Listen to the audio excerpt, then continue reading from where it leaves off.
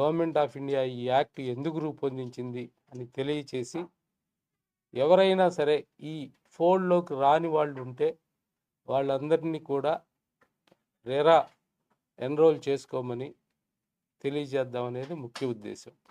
అలానే అలాటీస్ ఎవరైనా కొనుగోలుదారులు ప్లాట్ కానీ, ఫ్లాట్ కానీ, విల్లా కానీ ఏదైనా కొనుగోలుదారులు వాళ్ళకి డెవలపర్ నుంచి ఏమైనా అసౌకర్యాలు కలిగి ఉన్నట్లయితే వారు రెరాకి కంప్లైంట్ చేయవచ్చు.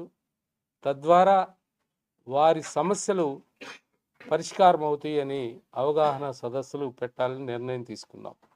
ఇకపోతే ముఖ్యంగా 2016లో యాక్ట్ ఇంప్లిమెంట్ అయింది. ఈ యాక్ట్ యొక్క ముఖ్య ఉద్దేశం to protect the end user and at the same time to promote the building industry. ఈ నేపథ్యంలో ఎన్నో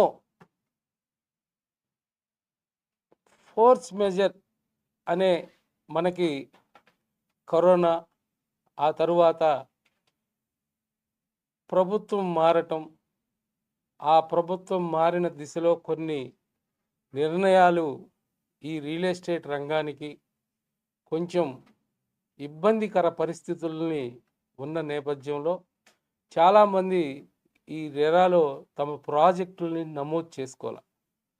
అందువలన మా ఈ కమిటీ వచ్చిన తర్వాత ఒక నిర్ణయం తీసుకొని అథారిటీలో ఒక రెజల్యూషన్ పాస్ చేసి, ఎవరైతే రెగ్యులేటర్ అథారిటీలో 500 స్క్వేర్ మీటర్ల కన్నా ఎక్కువ, అలానే 8 డ్వెల్లింగ్ యూనిట్స్ కన్నా ఎక్కువ నిర్మాణదారులు ఉన్నారో వాళ్ళు ప్రభుత్వం యొక్క యాక్ట్ ప్రకారం కంపల్సరిగా నమోదు చేసుకోవాలి.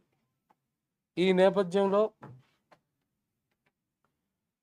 వారికి ఒక అవకాశం కల్పిద్దాము అని ఈ జనవరి 1వ తేదీ నుంచి 90 రోజులు ఎవరైతే అన్రిజిస్టర్డ్ ప్రాజెక్ట్స్ ఉంటాయో వారికి ఒక రిజిస్టర్ చేసుకునే ఒక వెసులుబాటుని కల్పిద్దాము అనే ఉద్దేశంతో ఈ సమావేశం ఏర్పాటు చేయడం జరిగింది.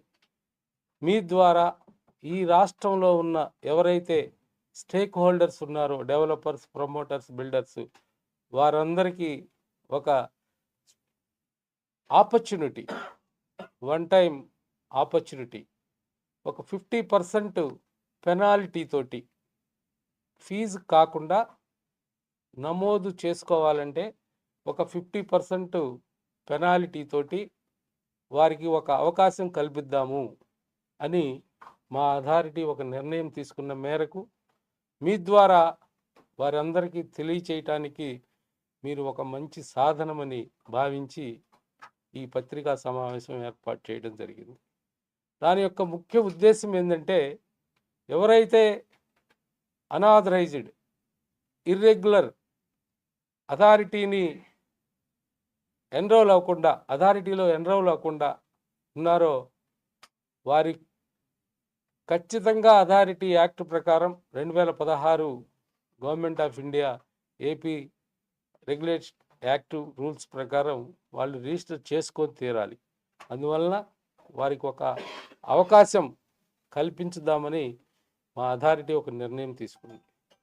వాళ్ళకి ఈ అవకాశాన్ని సద్వినియోగపరచుకోకుండా వాళ్ళు కనుక అలానే కంటిన్యూ చేస్తున్న నేపథ్యంలో మా యాక్ట్ స్పష్టంగా చెప్పింది, ఎవరైతే అన్రిజిస్టర్డ్ ప్రాజెక్ట్స్ ఉన్నారో వాళ్ళు కనీసం అడ్వర్టైజ్మెంట్ కానీ, సేల్ చేయటం కానీ, ఒక అగ్రిమెంట్ ఎంటర్ అవ్వటం కానీ, ఒక 10 రూపాయలు ఎండ్ యూజర్ నుంచి తీసుకోవటం కానీ చేయకూడదు. అలా చేసిన పక్షంలో ఈ అథారిటీ వారిపైన 10% ఆఫ్ ది ప్రాజెక్ట్ కాస్ట్ వరకు పెనాల్టీ విధించవచ్చు. ఒక ఆపర్చునిటీ ఇద్దాము, దానిని సద్వినియోగపరుచుకొని రెగ్యులేటర్ అథారిటీలో నమోదు చేసుకుంటారనే ఉద్దేశంతో మేము ఈ అవకాశం కల్పిస్తూ ఉన్నాం.